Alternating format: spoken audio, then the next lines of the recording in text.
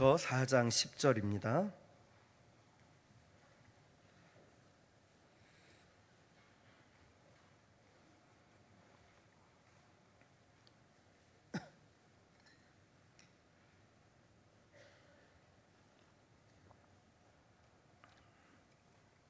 디모데후서 4장 10절 말씀 다 찾으신 줄 알고 한 목소리로 같이 읽겠습니다. 시작.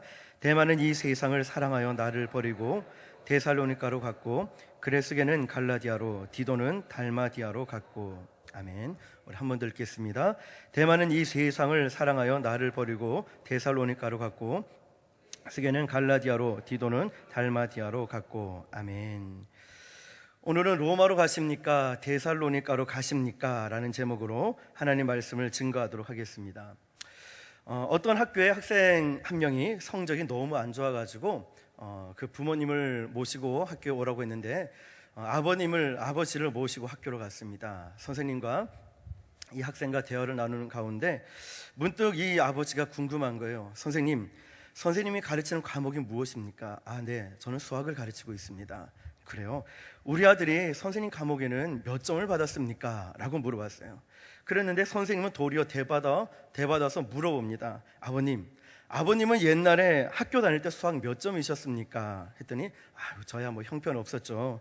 네, 역사는 반복되는 것입니다 하는 거예요. 아들 역시도 반복된 그런 결과를 얻고 있다는 것을 이 선생님은 아주 지혜롭게 얘기를 했습니다. 신앙생활도 그런 것 같습니다. 특히 예수님을 잘 믿다가 낙심하신 분들, 교회를 떠나는 사람들을 보면은 공통점이 있죠. 이사를 간다거나 아니면 사람에게 실망을 했다거나 여러 가지 비슷한 이유들로 교회를 옮긴다거나 아니면 신앙생활을 멈추는 사람들을 보게 됩니다. 그런 분들 가운데 오늘 본문 말씀에 누가 나오냐면 데마라는 사람이 나옵니다. 데마처럼 이 세상을 사랑해서 떠난 사람들도 있다는 것입니다.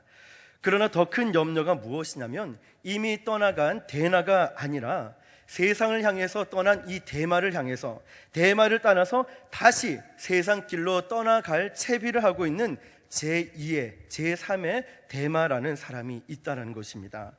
오늘 본문에 나온 데마의 경우는 신앙생활의 성공적인 사례는 아닙니다.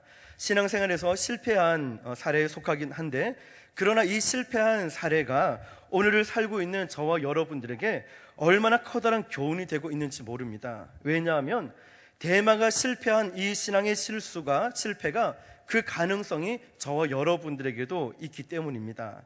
먼저 바울과 데마의 관계를 먼저 본다면 데마와 바울과의 관계는 아주 친한 친구 관계였습니다. 빌레몬서 24장에 보면은 로마의 감옥에 갇혀 있으면서도 바울은 부단히 로마의 복음화를 위해서 전도하는 것을 쉬지 않았습니다. 그때 로마에 바울 곁에 머물면서 복음을 증거했고 열심히 복음을 전했던 동료들 가운데 몇 사람을 바울은 이렇게 얘기합니다. 빌레몬서 1장 24절에 또한 나의 동력자 마가, 아리스타고, 데마, 누가가 문안하느니라. 바울과 함께 복음 전도를 위해서 아주 열심히, 그러니까 바울과 같은 마음을 품었고 같은 열정을 품었고 어딜 가든지 함께 따라갔던 사람이 바로 네 사람이었죠. 마가, 아리스타고, 데마, 누가. 바울의 동력자라고 말할 수 있었던 사람 중에 한 사람이 바로 데마였습니다. 이 사실을 놓치지 마시길 바랍니다. 그것이 그리스도인들에게 얼마나 큰 특권인지 모릅니다. 사도 바울을 따라다니면서 복음을 함께 전할 수 있었던 그 감격, 그리고 성경 말씀을 가르칠 때 사도 바울 옆에서 하나님 말씀을 들을 수 있었던 그 감격, 여러분 한번 생각해 보십시오. 이것은 그리스도인들에게 최대의 특권이 되고 최고의 영광이 될 수 있습니다. 저는 이 부분을 저의 삶에 한번 적용을 해보았습니다. 우리가 사도 바울이 살고 있던 이 시대는 살지 않았지만 여러분들이 유명 연예인을 만나거나 아니면 참 대단한 사람을 만났을 때 그분과 기념하기 위해서 사진을 찍고 페이스북이나 카스에 올리기도 합니다. 사진을 붙여놓기도 하고.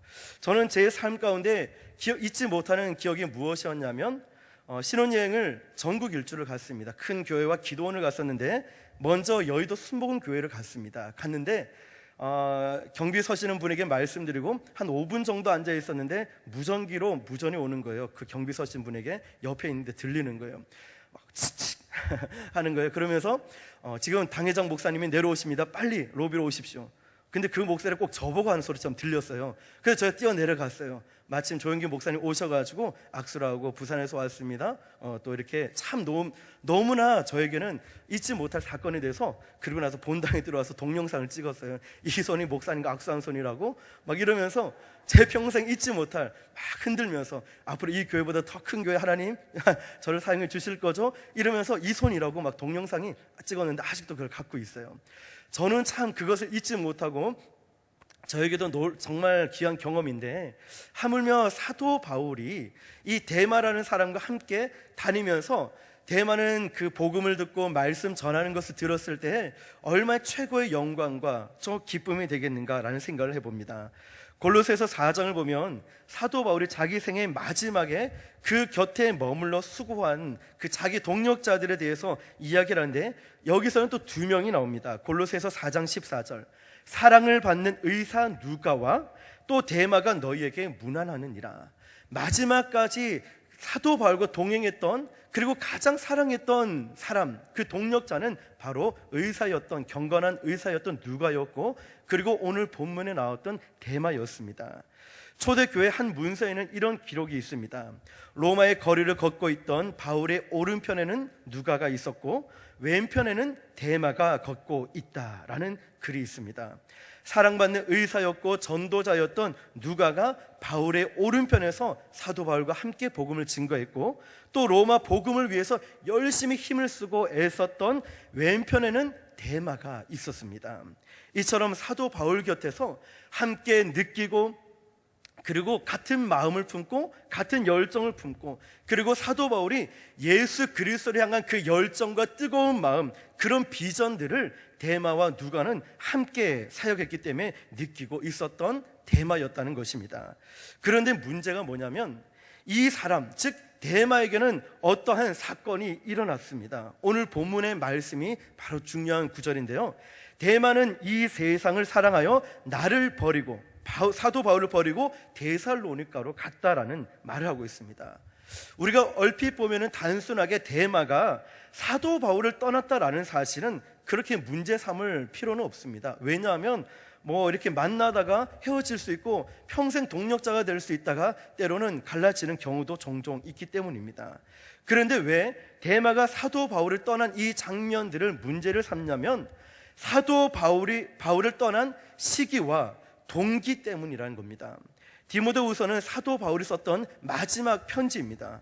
사도 바울은 자기 생의 마지막 시간들을 로마의 거리에서 보냈습니다. 자기의 인생의 마지막 생에 고독한 시간, 고난이 있던 그 고통을, 그 마지막 시절을 로마에서 겪었습니다. 그리고 로마의 복음이 전파되어서 로마가 복음화되기 원하고 십자가 복음으로 깨끗하게 새롭게 되기를 간절히 열망하고 있었습니다. 아마도 이 편지를 썼을 때는 로마의 감옥에 있거나 감옥에 간 나왔을 때로 추정하고 있습니다.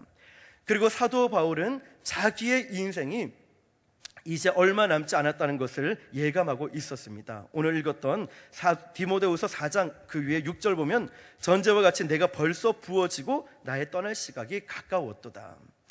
그런데 왜 하필 이때 사도 바울의 인생이 이제 끝날 그 시점, 다가왔다라고 말하고 있는 그 인생의 시점에서 이때 데마가 사도 바울을 떠났을까라는 것입니다.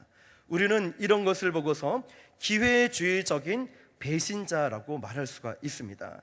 데마가 사도 바울을 떠났다는 이 사실 속에 문제가 되는 정말 중요한 이유가 바로 본문에서 발견할 수 있는데, 사도 바울을 떠났다는 그 이유가 무엇이냐면, 데마는 이 세상을 사랑했기 때문에 사도 바울을 떠나갔다라고 이야기를 하고 있습니다.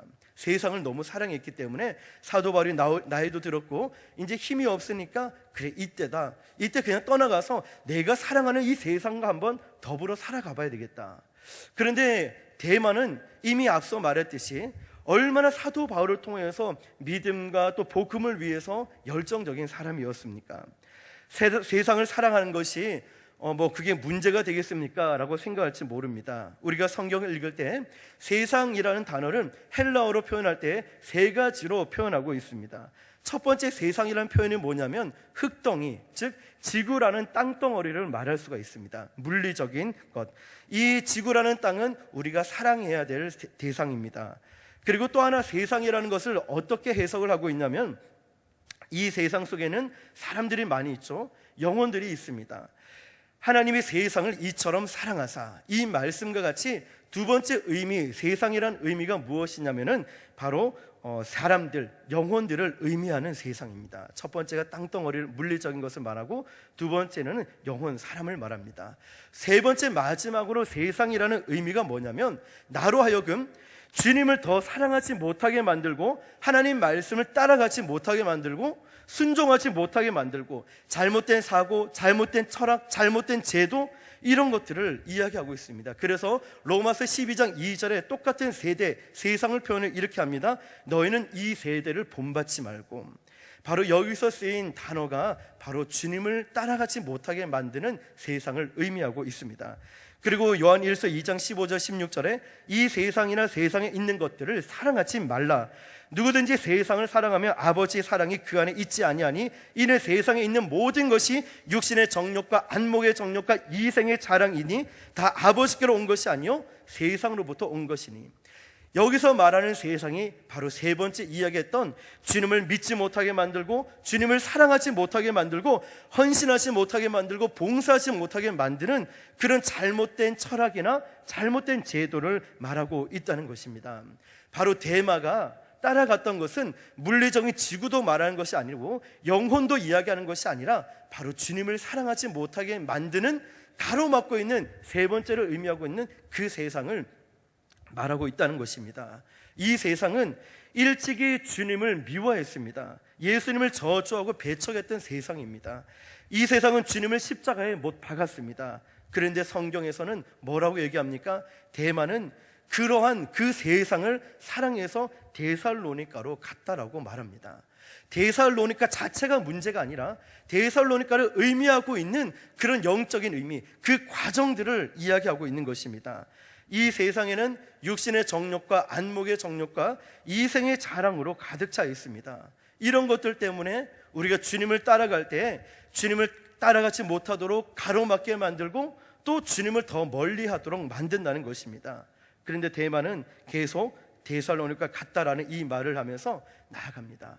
그런데 중요한 것은 데마가 데살로니가로 갔다라는 이 말은 데마가 세상을 사랑했기 때문에 아주 믿음 좋은 사명자로 또 믿음 있는 자로 있다가 세상을 사랑해서 믿음을 완전히 저버리고 세상 불신자가 됐다라는 말이 아니라는 겁니다. 이것이 참 우리에게 중요한 것입니다. 신앙생활을 오래 하다 보면은 내가 예수님을 잘 믿다가 완전히 모른 척하고 불신자가 되는 것이 아니라 지금 이 데마는 예수님을 열심히 잘 믿고 충성하고 복음의 메인바가 되었다가 이것을 놓아서 불신자가 아니라 미지근한 신앙으로 변화가 됐다는 겁니다. 그 증거를 말씀드리면 사도 바울 당시에 제일 유명한 기독교 도시가 어디였냐면 데살로니가였어요. 많은 그리스도인들이 데살로니가에 모여 살았습니다. 사도 바울이 6개월 동안 머물면서 가장 효과적으로 가장 빠른 복음을 접하고 가장 영향력을 끼쳤던 도시 역시도 바로 데살로니가였습니다. 그리고 로마에 있는 사람, 많은 그리스도인들이 로마에서 박해를 받기 시작하니까 거기 로마에 있는 그리스도인들이 데살로니가로 이사를 갔습니다. 그래서 이 데살로니가 지역은 굉장히 믿음 좋은 사람 그리스도인들이 모여있던 도시였습니다. 그렇다면 데마가 데살로니가로 갔고라는 이 말의 뜻을 어떻게 볼 수 있냐면 신앙을 가졌다가 불신앙으로 옮겨간 것이 아니라 차라리 그럴 것 같으면 데살로니가로 간 것이 아니라 전혀 다른 도시로 가고 전혀 예수 믿지 않는 도시로 가야 돼요. 근데 데살로니가는 아주 믿음이 좋은 사람들이 모여 있었고 또 박해가 있으면 그곳으로 온 도시였습니다. 그래서 이것을 어떻게 해석을 할 수 있냐면은 신앙을 가졌다가 불신앙으로 옮겨간 것이 아니라 희생의 신앙이었다가 아니한 신앙으로 바뀌어졌다는 겁니다. 신앙을 그 전에 그 뜨거운 열정과 뜨거운 마음과 주를 향한 그런 복음에 매였던 그 신앙을 다 내버리고 아니한 신앙으로 옮겨졌다는 겁니다. 이전에는 헌신하고 이전에는 충성하고 열정이 많았던 그 신앙을 갖고 있던 데마가 어쩌면 우리의 모습이 미지근하고 사명을 다 내려놓는 그런 안이한 신앙으로 변했다는 것입니다. 데마는 사도 바울 곁에 머물면서 로마에서 복음을 증거했습니다. 그런데 로마에서 극심한 핍박, 박해가 있기 시작합니다. 이 박해도 그냥 잠시면 괜찮은데 견딜 수가 있는데, 박해의 시간이 점점 더 길어지기 시작하니까 이렇게 생각하는 거예요. 내가 예수님을 믿어서 생기는 유익은 무엇인가? 이게 보이기 시작하는 거예요. 그러면서 계산기를 두드리는 거예요. 내가 예수님을 믿어서, 내가 헌신해서, 내가 봉사해서, 내가 열심히 사도 바울을 따라다니면서 그런 박해와 그런 어려움을 당하면서 내가 그렇게 해서 믿어서 생기는 나에게 유익이 무엇인가? 인간적인 생각으로 채워지기 시작합니다. 그래서 로마 사람들이 데살로니가로 그 박해를 피해서 사명을 버리고 이주해 가는 그 행렬 속에 데마가 끼어 있었다는 것입니다. 땀 흘려 봉사하던 신앙이 방관하는 신앙으로 바뀌어졌어요. 우리가 생각하기로는 뜨거웠던 신앙이 그것을 놓쳐버리면 완전한 불신앙이 될 것 같은데, 그게 아니라 뜨거웠던 신앙이 점점 식어져서 미지근한 신앙으로, 내가 열심히 앞에 주도했던 열심히 사명에 붙들렸던 신앙이 어떤 사건으로 인하여서 방관하는 신앙으로 전락해 버렸다는 겁니다. 하나님을 위해서 살았던 그 시간, 주님을 위해서 내 모든 것을 바쳤던 그런 신앙에서 방관하는 그 신앙으로 이동하고 있고 바뀌어졌다라는 것입니다. 얼마나 안타깝습니까? 주님을 위해서 열심히 일하다가 어느 날 갑자기 나에게 다가온 신앙의 회의감을 느끼게 됩니다. 내가 나 혼자 이렇게 해서 뭐하냐? 집에서는 유별나게 당신은 왜 그래? 내가 열심히 이렇게 하면 뭐하냐? 평생을 이렇게 했는데 나에게 돌아오는 것은 뭐야? 자꾸만 인간적인 생각을 하게 됩니다. 언제 우리가 하나님의 일할 때 인간적인 생각으로 일했습니까? 이해 타산을 생각하면서 일했습니까? 앞뒤 좌우를 가려보면서 일했습니까? 아니잖아요. 하나님의 사명을 받았을 때는 하나님의 성령께서 나에게 주심을 확실하게 붙들고 앞뒤 좌우 안 가리고 내 물질 환경 안 가리고 무조건 나갔잖아요. 왜 나갔습니까? 성령이 내 안에 계시기 때문에, 하나님의 내 길을 인도하심을 믿기 때문에 우리가 나가지 않았습니까? 언제부터 내가 이런저런 것을 다 가리기 시작했습니까? 주님을 위하여 열심히 일하다가 갑자기 생긴 그 회의감이 있다면 그것을 가지고 우리가 어떻게 해야 되겠습니까? 기도가 되든 안 되든, 예배가 되든 안 되든 그 자리를 지키는 것입니다. 할렐루야. 충성은 다른 것이 아닙니다. 있어야 할 사람이 그 자리에 있는 것이 바로 충성입니다. 할렐루야. 내가 열심히 믿어서 뭐하나? 열심히 봉사해서 뭐하나? 어떤 때는 예배 드리는 이 1시간마저도 아깝게 느껴지는 그 순간, 우리의 발걸음은 데마와 같이 편안함에 묻혀서 신앙생활할 수 있는 데살로니가를 향하고 있는 로마 사람들, 그리스도인들에게 묻혀서 나아간다는 것입니다. 사랑하는 성도 여러분, 일꾼의 자리에서 구경꾼의 자리로 전락하는 이 데마의 얼굴이 보이십니까? 지난 일전에도 말씀드렸죠. 어떤 사람은 전도하다 보면은 내가 저 교회, 큰 교회 다닌다라고 얘기합니다. 나는 저 교회 다닙니다 합니다. 전도를 하다 보면 그런 큰 교회를 다니고 괜찮은 교회를 다니는 것을 보면은 참 대단해 보입니다, 그 분이. 그런데 조금 더 깊이 생각해 보면은, 그리고 그분에게 물어봅니다. 담임 목사님 누구시고 어떤 일을 하고 있습니까? 어떤 봉사와 섬김을 하고 있습니까? 어떤 분은 교회는 알지만 담임 목사님도 모르시고요. 어떤 분은 아무것도 하지 않는 거예요. 썬데이 크리스찬이죠. 주일만 가서 예배 드리는 거예요. 그런데 그 교회가 기도하는 교회다, 전도하는 교회다, 선교하는 교회다, 봉사를 열심히 하고 구제사역을 열심히 하고 기도 많이 하고 열심히 십자가의 복음을 증거하는 교회다, 이것이 소문이 나와 있습니다. 그런데 본인은 거기에 참여하지 않으면서 내가 기도 열심히 잘하는 줄 알고, 내가 선교 잘하는 줄 알고, 내가 봉사 잘하는 줄 알고, 내가 전도 잘하는 걸로 착각하고 있다는 거예요. 본인은 한 번도 참여하지 않고 교회의 그런 이미지가 나의 이미지로 착각하는 거예요. 내가 아무리 열심히 한들 하나님 없이 나의 열심은 하나님과 아무런 상관이 없다는 겁니다. 이처럼 데마는 데살로니가로 편안함을 쫓아서 구경꾼이 되어서 이전의 사명을 놓치고 이전에 바울과 동행했던 그 복음의 목숨 걸었던 것을 다 놓쳐버리고 데살로니가로 향하고 있는 그 데마의 얼굴이 보이십니까? 물론 그리스도인들에게도 휴식이 필요합니다. 사역자들에게도 휴식이 필요합니다. 우리도 때론 지치면은 쉼이 필요하면서 마음의 안정도 필요하고 재충전도 필요합니다. 지난주에 한 집사님이 입원하셔서 병원에 신방을 갔습니다. 한참 대화를 나누는데 그 집사님은 제 손을 잡으십니다. 목사님 힘드시죠? 열심히 해도 뭘 하고 억울할 때도 얼마나 많아요. 참 많이 힘드시죠? 그분이 저 손을 잡으면서 또 잡은 상태에서 말씀하십니다. 목사님, 제가 다 압니다. 제가 다 압니다. 그 말을 듣는 순간요, 제가 위로하고 제가 기도하고 말씀 보고 기도하고 났는데 다 압니다. 제가 다 압니다 하는데 눈물이 왈칵 쏟아지는 거예요. 이걸 어떻게 하냐, 기도를 해주고 위로해 줘야 될. 근데 그래서 제가 딴 데를 쳐다봤어요. 손을 잡고 혀를 깨물고 딴 생각을 했어요. 막 이러면서 딴 데도 바라보고 민망한 거예요. 근데 계속 눈물이 나서 막 이렇게 눈물을 닦고 딴 생각을 하고 막 딴 데도 쳐다보면서 안 우는 척 막 그랬습니다. 그런데 정말 그 말 한마디가 얼마나 큰 위로가 되고 격려가 되는지, 이제 신발 끝나고 돌아오면서 그 말씀이 하나님 말씀처럼 들리는 거예요. 어떤 분들 그렇게 말씀하시는 분이 계시지만 위로하고 제가 다 합니다, 그냥 별 말씀이 아닌 것 같은데 제가 다 합니다, 제가 다 압니다 라고 하는 이 말씀이 하나님의 음성처럼 들렸고, 저에게는 정말 그동안 이제 다운됐던 모든 것을 다시 일으켜 세워주는 그 주님의 음성처럼 들린 것을 경험하게 되었습니다. 어떤 분은 또 그 정도는 다 합니다, 사역자가 그 정도는 다 해야죠, 그리고 뭐 이거는 누구나 다 하는 거 아닙니까? 이렇게 얘기하는 사람이 있는 반면에 어떤 분은 목사님 좀 쉬세요, 그만하세요, 살찐 거 다 알아요, 그 피곤해서 그렇고 식사를 제때 못해서 잠을 못 자서 부은 건지 다 알아요. 이렇게 말할 때 그분이요 정말 얼마나 그분의 참 사랑을 느낄 수 있겠더라고요. 왜냐하면요, 저희 부모님도 그렇거든요. 전화하거나 찾아가면은 좀 그만해, 좀 쉬어, 무조건 쉬어. 이게 부모님의 사랑이더라고요. 여러분들 군대에서 자녀가 오거나 멀리에서 출타 중인 지방생활할 때 자녀들 오면은 일 시키고 뭐 이렇게 하지 않잖아요. 일단 쉬어라, 일단 밥부터 먹어라 라고 하잖아요. 그러면서 사랑을 표현하는 것처럼 모두가 때로는 어떤 말보다는 그냥 쉬어, 그냥 있어, 이 말 한마디가, 내가 또 말하지 않도록 다 알아, 이 말 한마디가 우리에게는 얼마나 큰 힘이 되는지 모릅니다. 우리 한번 앞뒤 좌우를 보면서 이렇게 인사할까요? 뭐라고 인사하시겠습니까? 내가 당신을 잘 압니다.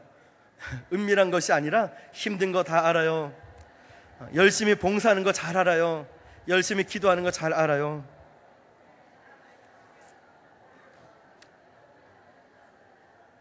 아멘. 정말 이 음성이 하나님 음성처럼 들리십니까? 하나님은 지금도 저와 여러분들을 위로하길 원하시고 마음을 열기만 하면 각종 좋은 것을 채워주길 원하십니다. 때로는 예배 드릴 때 하나님 음성을 듣기도 하고요, 때로는 말씀을 통해서 은혜를 받기도 하고, 저와 같이 어떤 성도님을 통하여서 참 눈물을 쏙 뺄 정도로 이런 위로함을 받기도 합니다. 하나님은 우리가 마음을 열기만 하면은 어떤 격려도 어떤 통로든지 간에 하나님은 우리를 위로해 주시고 우리에게 사랑을 표현해 주길 원하시고 우리에게 각종 좋은 것을 채워주길 원하시는 분이십니다. 할렐루야. 오늘 그 하나님이 우리와 함께 하신 줄 믿습니다.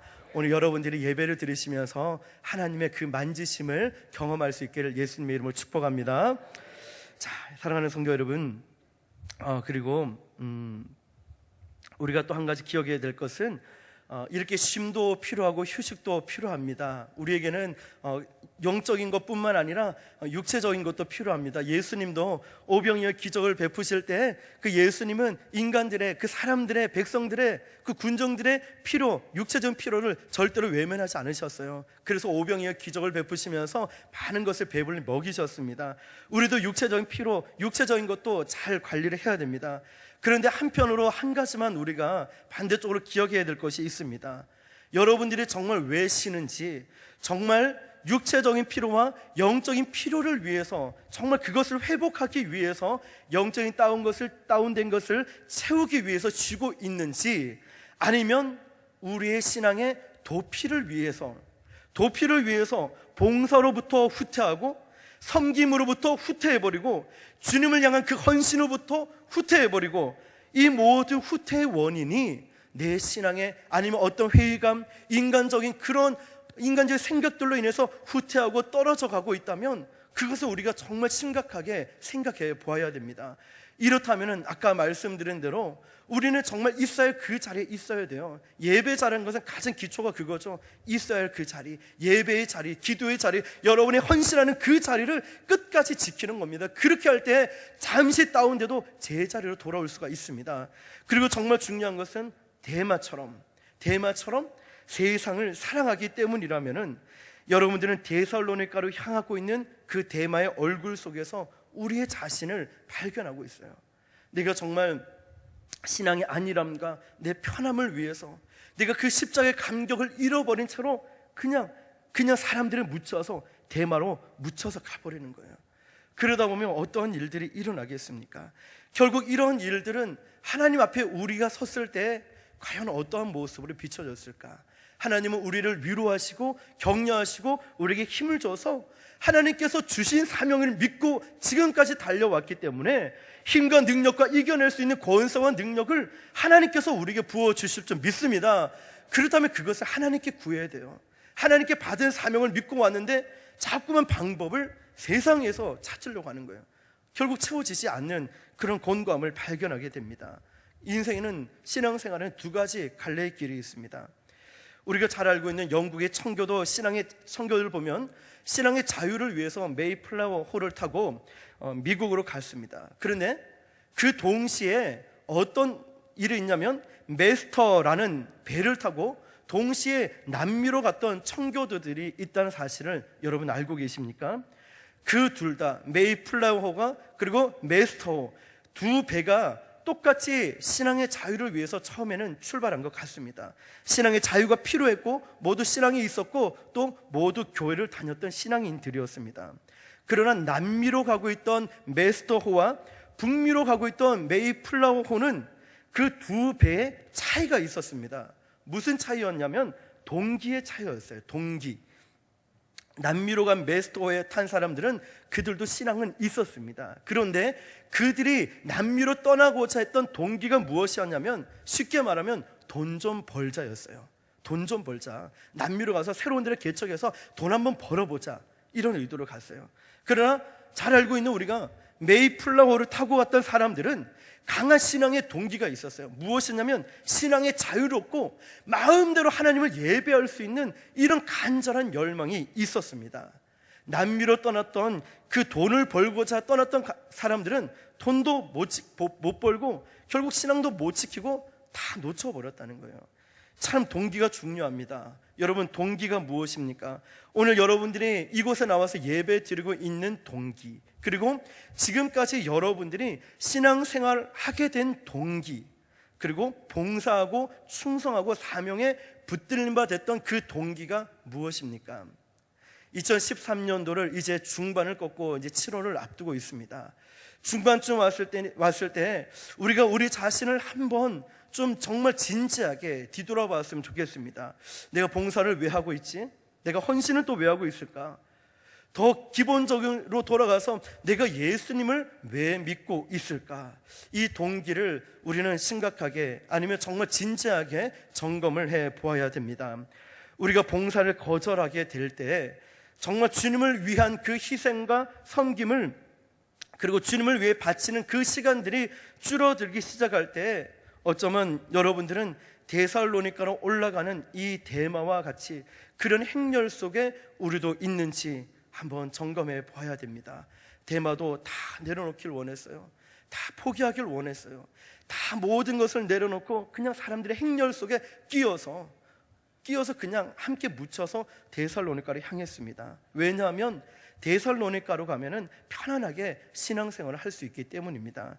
일주일에 한 번만 교회에 출석하고 돈과 시간도 절약하고 마음대로 편하게 신앙생활을 할 수 있기 때문입니다. 그러나 사랑하는 성도 여러분, 우리가 받은 사명이 있지 않습니까?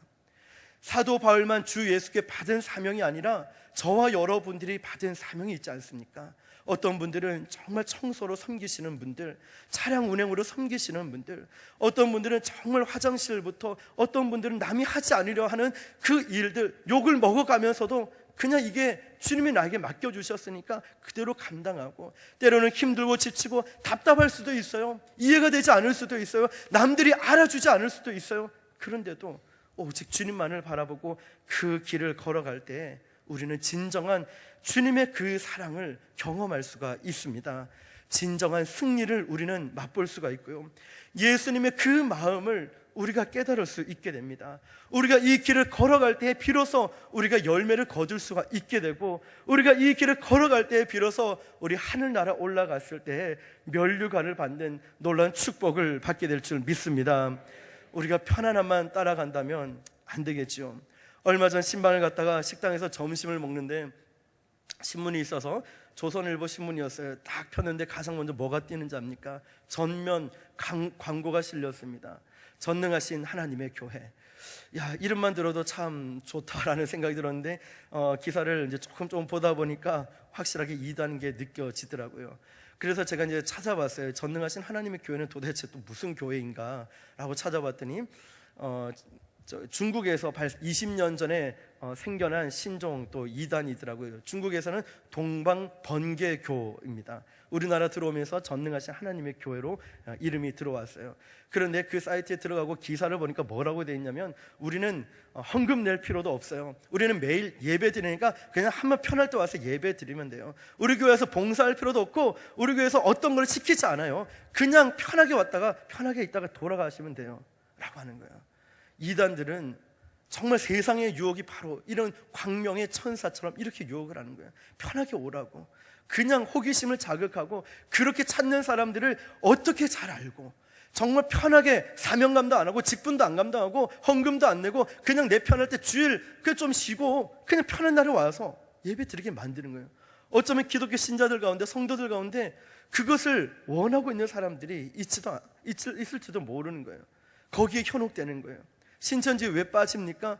뭔가 새로운 것이 없을까? 호기심 때문에 갔다가 완전히 헤어나오지 못하는 것을 보잖아요. 우리의 연약함이 어딘지를 너무너무나 잘 알고 있는 악한 마귀가 그렇게 우리를 유혹하고 있다는 거예요. 그래서 성도의 삶은 어떠한 삶이겠습니까? 우리가 힘들지만, 때로는 어렵지만 헌신과 봉사를 일삼아 나아가지만, 그런데 그 안에 기쁨이 있잖아요. 그 안에 생명이 있고 그 안에 세상과 비교할 수 없는 너무너무 행복함을 우리는 누리고 있잖아요. 할렐루야.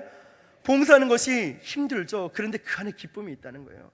조장 순장으로 섬기고 또 부장 집사로 섬기고 또 여러분이 각종 직분을 섬기는 것 힘들잖아요. 그런데 그 안에 주님이 기뻐하시고 그 안에 행복을 느끼잖아요.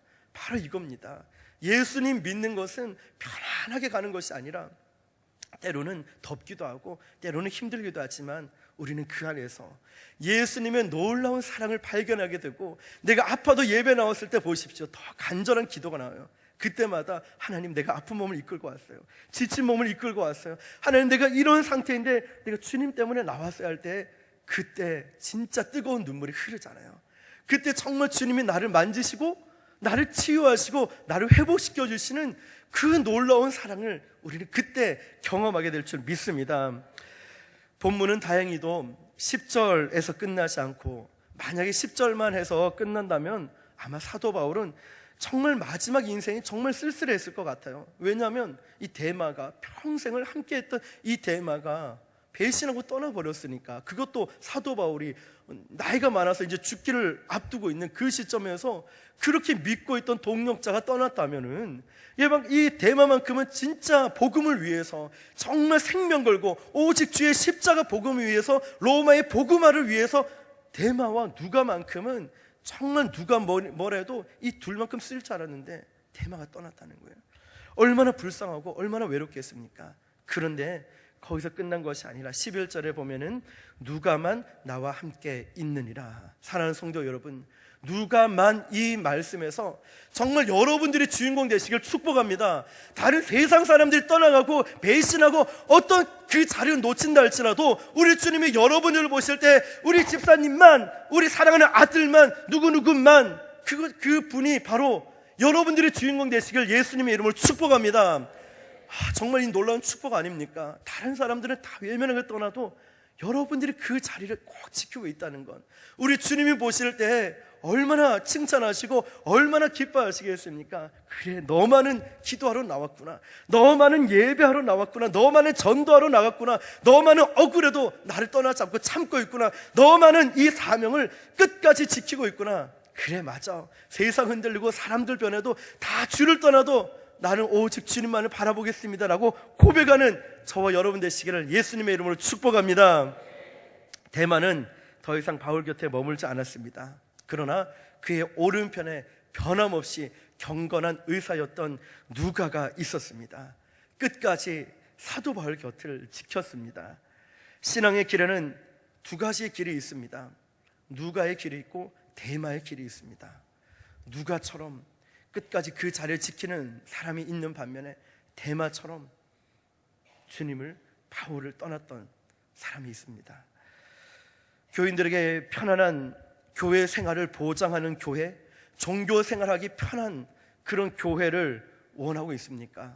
아니면 말씀으로 무장되고 힘들어도 힘써 말씀을 배우고 성령 충만함을 간절히 구하고 깨워서 기도하면서 고난을 넉넉하게 이겨낼 수 있는 그리스도의 군사가 되게 훈련시키는 교회, 그리고 주님을 위해서 아낌없이 봉사하는 교회, 주님의 그 십자가 복음을 위해서 나아가는, 전진하는 그런 교회가 되기를 원하십니까?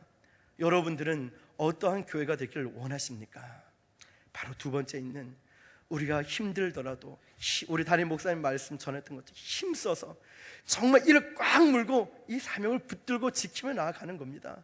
정말 저와 여러분들이 하나님이 주실 그 상급을 바라보면서 지금은 힘들지만, 지금은 때로는 억울할 수도 있고, 지금은 이해가 되지 않을 수 있지만, 믿음은 무엇입니까?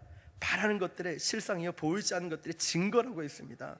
믿음은 바로 이런 것입니다. 이런 믿음, 보이지는 않지만, 이해가 되지 않지만 그것을 갖고 끝까지 전진해 나갈 때 비로소 하나님을 기쁘시게 하는 그런 믿음을 소유하게 될 줄 믿습니다. 우리 순복음 안락교회는 십자가 복음으로 무장된 교회, 성령으로 충만한 교회, 말씀으로 충만한 교회, 사랑이 넘치는 충만한 교회가 된 줄 믿습니다. 이러한 교회가 마지막 때에 쓰임받습니다. 사랑하는 성도 여러분, 우리의 신앙의 진정한 동기는 누가와 같이 변함없이 나아가야 됩니다.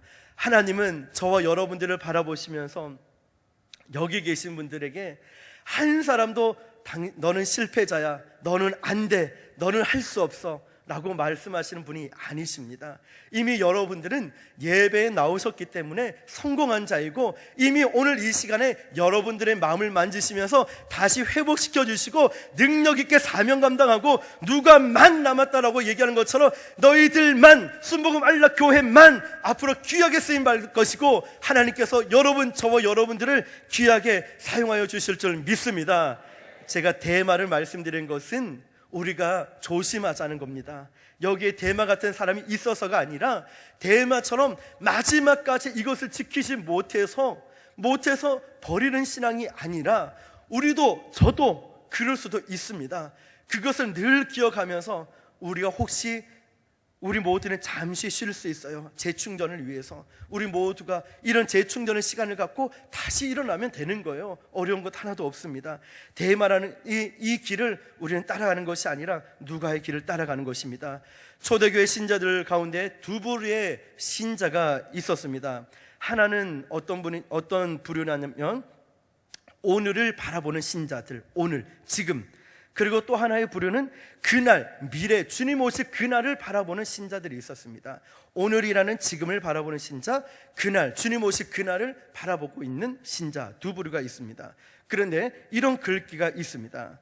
오늘을 바라보고 사는 신자는 그들은 오늘 나의 신앙이 당장 보상되지 못한다는 사실 때문에, 그리고 오늘 나의 신앙이 수반하는 고난 때문에 타협을 선택했다.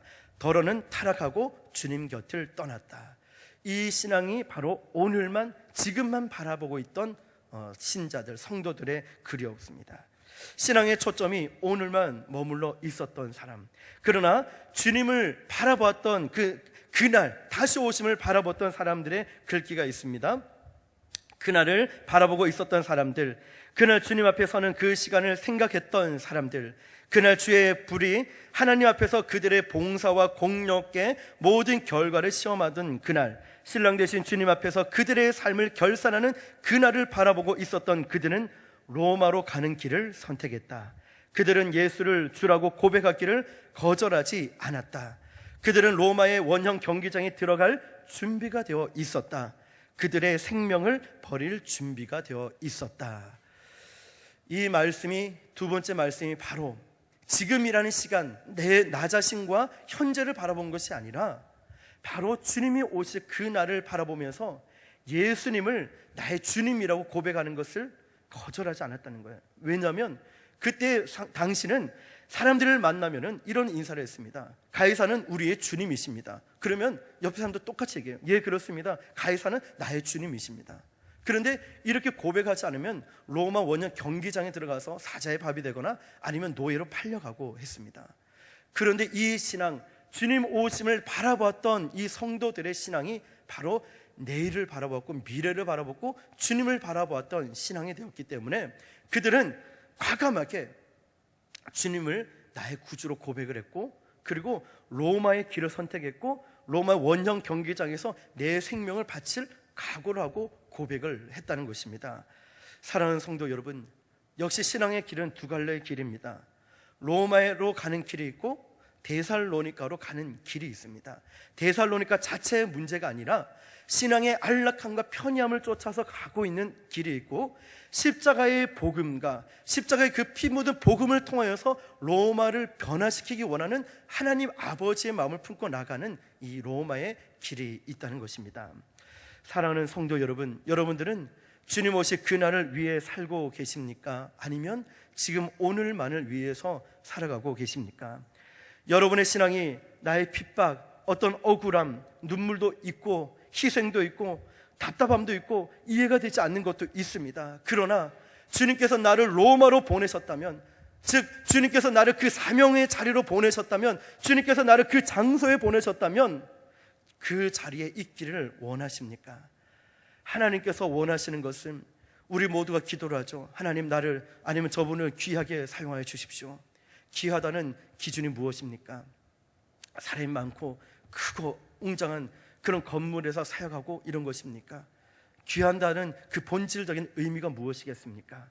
귀하다는 것은 그런 외적인 것이 아니라 단 한 영혼이 있다 할지라도, 작은 협소한 길이고 사람이 있다 할지라도 그 주님이 보내신 그 자리에 있는 것이 바로 귀한 주님의 사명인 줄 믿습니다. 여러분, 오늘 다시 한 번 더 우리 모두가 대마의 길을 갈 수 있다는 것을 명심하시면서 한 번 더 오늘 이제 2013년도 딱 중간쯤 왔던 이 시점에 여러분 지나온 길을 뒤돌아보시고 앞으로의 길을 한 번 더 점검해 보시고, 그 길이 정말 십자가의 길을 가고 있는가, 아니면 내가 잠시 영적인 재충전을 위해서 잠시 앉아 있는가 뒤돌아보시고, 아니면 이것도 아닌 정말 내 삶이 그냥 안일함과 편함을 위해서 어떤 계기로 인해서 내가 그 사명을 내려놓고 그냥 끝까지 안주하고 있는 그 대마의 길을 가고 있진 않은가 한번 점검해 보시길 바랍니다.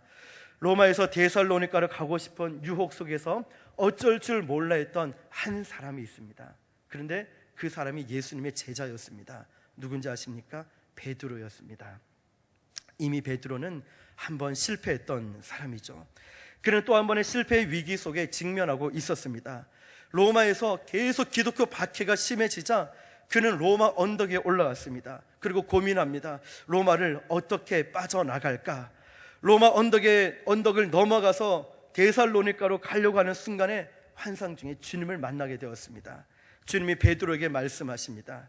나는 네가 등지고 떠나가는 로마로 다시 십자가에 매달리기 위해서 간다. 우리 주님의 음성과 환상을 보게 된 겁니다. 나는 네가 등지고 떠나가려고 하는 그 로마를 향해서 예수님이 십자가를 지르고 또다시 간다라는 음성을 들은 겁니다. 이 환상이 베드로의 발걸음을 돌렸습니다. 주님, 제가 잘못했습니다. 용서해 주세요. 주님, 제가 잘못했습니다. 용서해 주세요. 그 후 베드로는 우리가 알다시피 십자가에 거꾸로 매달려서 마지막 피를 뿌리면서 마지막 이 죽음을 통해서 주님 앞에 영광을 드리면서 마지막 자기의 생애를 하나님 앞에 모든 것을 드리면서 바치는 것을 봅니다. 사랑하는 성도 여러분, 우리 모두도 다 실수할 수 있고 연약함 때문에 넘어질 수도 있습니다. 그러나 이 시간 주님의 여러분의 심령을 만지심과 또 여러분들을 회복시키기 원하시는 그 주님의 손길과 주님의 음성을 들을 수 있길 바랍니다. 내가 너를 잘한다. 자, 반쯤 왔네. 힘들었지? 그래, 다시 한번 일어나자. 넌 잘할 수 있어 하고 말씀하시는 우리 주님. 우리 주님은 그 달려갈 길을 멈추는 것을 원하지 않습니다. 그 사명을 향해서 끝까지 달려나가기를 원하십니다. 사랑하는 성도 여러분, 다시 한번 더 여러분들의 삶을 점검해 보시길 바랍니다. 여러분은 로마로 향하고 있습니까? 십자가의 그 피 묻은 복음을 들고 로마가 변화되길 원하는, 즉 이 땅이 변화되길 원하는 로마로 가고 계십니까? 아니면 여러분의 그 지금까지의 길이 안일함과 편안함을 추구하고 있는 데살로니가로 향하고 있습니까? 오늘 저와 여러분들 모두가 다시 한번 더 사명을 붙들고 주님이 홀로 가신 그 길, 그 로마, 즉 주님이 우리에게 보내주신 그 사명의 자리, 사명의 장소, 사명의 그 자리에 머물 수 있기를 예수님의 이름으로 축복합니다. 아멘. 우리 이 시간 함께 기도하겠습니다. 여러분, 한번 오늘 이 말씀처럼 여러분들이 정말 나는 십자가의 복음을 붙들고 있는지, 아니면